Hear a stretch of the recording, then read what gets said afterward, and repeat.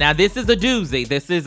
Uh-oh. This is a sojourn of an email, so I'm gonna take breaks in between y'all, okay? And we love you, Candace, okay? But you knew you did a lot with this email, love. Oh, this is the one that had big photos in it. Yes, it came with visual evidence as well. Yes. But Yes. Okay. Okay. This was a great episode. Apologies in advance for length. I appreciate y'all talking about this, but I knew I had to wait till after the work week to get to it. This is a really tough subject for me most days and has been on my heart for a long time. They then give us some background about, growing up in a multiracial family. Candace is Black, for the record.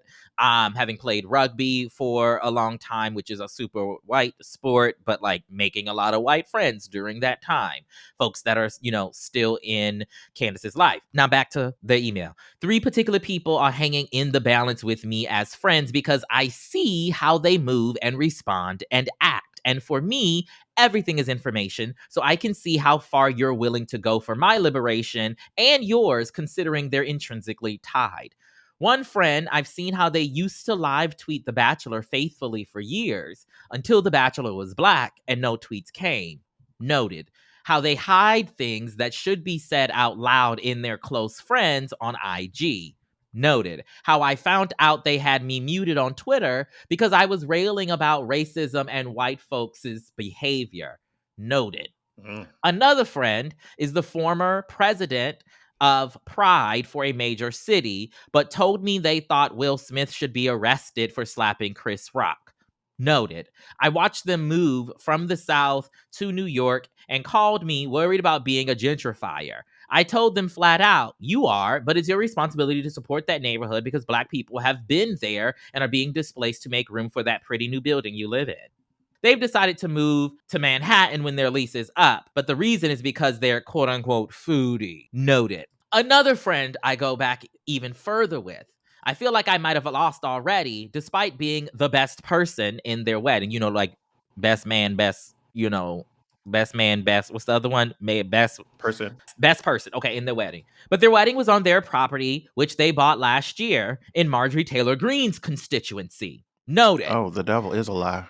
And when I told them after about my experience there during my stay and how I was really uncomfortable being aggressively followed while driving by a white man in a large truck, followed in the stores, my socials suddenly being bombarded with heavy Republican rhetoric when I connected to the Wi-Fi, all I got was, well, I'll never ask you to be somewhere you're not comfortable. And I haven't really heard from them since. This one is especially painful.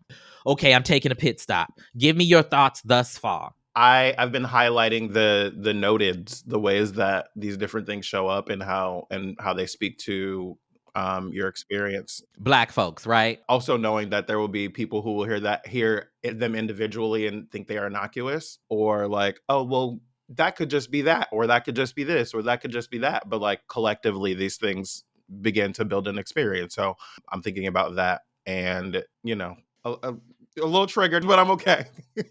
What about you? I love how you made that into the noted into a real serious thing, because to me, I'm just like, oh, you could tell that's an angry Black person there. That's noted. Because like how Black people noted. That just like very, very, very historically Black phrases. Where like it's about the inflection, it's about the head nod, it's about the point. It's noted. Noted. Noted. Oh, noted. Yes. Anyway, okay, let me pick back up the ladder. Candace says, these are people that I go way back with, have experienced major wins and losses with, literal blood, sweat, and tears, and love dearly, but there's no way they understand how this feels for me on this end, and they see me dragging white folks in my IG stories. But the action? Saying something out loud? I don't think they're brave enough to upset anyone or rock any boats. Not even for me, your best bud. Damn, homie. Painfully noted. I have one white friend who actually gets it, and I've known they fully get it since we were in 8th grade. They recently told me in relation to the above 3, quote, 99% of white women will never be able to be your true friend, even if they are gay. They'll never set their comfort aside for you because they don't have to, and it's easy for them to look away, end quote. And I know they're telling me the truth. It just hurts. From a work perspective, let's just say every place I've ever worked, I have lawsuit-level documentation of racism and trash behavior. But because there was nobody like me in this space, I thought I was just paying my dues when I was actually being horribly Mm. mistreated, as well as underpaid. It resulted in occupational PTSD, which I have to manage every day when I sit down at my laptop. This is why I subscribe to the Jade and XD policy of say no to coworkers.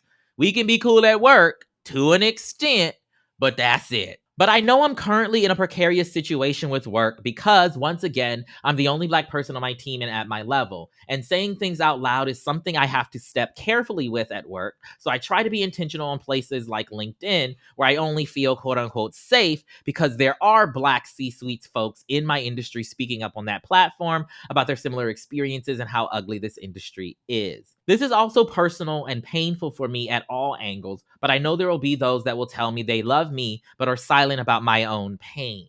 And I grieve these losses. All I can do is never look to them for help and continue to try and preserve myself as best as I can. Uh, I'll let you start. We should all be prioritizing our safety, our comfort, and our happiness as people who have been historically marginalized and excluded from various sectors and areas of society. And if that means removing people who were once friends or people who you thought were friends from your circle, then so be it. Which is really horrible to say when you have when you feel like have love toward these individuals. What the great songwriter once said, shit or get off the pot. Noted. You know, I was waiting for that. That was great. That was Nicki Minaj, I believe. But my point is, right, for me as a Black non-binary person of trans experience, who comes from the things that I come from, you need to prove that you are equally yoked with me to be in my circle, right? Because ain't no need for me trying to leave my house with my whole armor of God and my breastplate of righteousness and whatnot just to come be around you and you not equally armed, honey. Okay, if you not gonna fight for me, what we doing? Okay, I'm done. I don't think you are, but But I know you got something you want to say, so see, I'm diverting to you. oh, look at that growth. Look at Okay, it. that was for y'all on YouTube. Okay, so I'm intrigued by this comment from your friend. 99.9% of white women will never be able to be your true friend, even if they are gay. They'll never set their comfort aside for you because they don't have to, and it's easy for them to look away. That yeah, that's stuck. I hear that. Mhm. I think that so often our white friends, the people in our lives, are like really, oh, that's so sad, or oh, that's so upsetting, or oh, I can't believe that happened, or oh, there's some feedback about how terrible a thing is, but then when it's time for them to speak up in their meetings, or for them to share the story, or for them to raise their voice at Thanksgiving or at the soccer game or at the whatever, then you look at them and you're like, where y'all at? Right? This is something we've been talking about in corporate America, right? And the ways that we've seen everyone have their reckoning, and now like that's starting to recede. We've talked about that here on the show. And I think that happens at corporations because it happens in people, right? Like, I want to be clear, I don't believe that corporations are people. If you know, you know, but like I think that when we see people starting to like reprioritize things, we start to see places start to reprioritize things, and vice versa. And so I think that the ability to be able to look away is the reason that we keep having these waves of issues, right? We have waves where we see women's rights as an issue in the forefront of society. We've been through a women's rights movement in the 90s, right? In my lifetime, we've seen this happen, right? Where a wave of women went to Congress after Anita Hill and Clarence Thomas and all those kinds of things. And then that recedes because people look away and they start focusing on something else. And so that statement has really resonated with me, and I'll be processing that for a little bit. The coworkers piece is interesting to me because and I also want to say about the friends thing lastly, I don't necessarily see a relationship with a friend changing as them never having been my friend, or I thought you were my friend, and I know that that is how it is for some folks. I like to think about it as the time that we had was genuine, unless I find out you were just like fully lying about something, right? And you catfished the life. But like, if we get to a place where like we're not seeing the same way, we're not seeing things the same way, or I see something differently now and I don't want to engage, that doesn't mean that all the time that we had together as friends was fake, or that it was a lie or anything like that. Like the times that we had together that were genuine were genuine. And the times that we have going forward are now colored by the new information that we have. And that's how I tend to think about it. I know everyone Hmm. thinks about it and the ways that it comes up for them.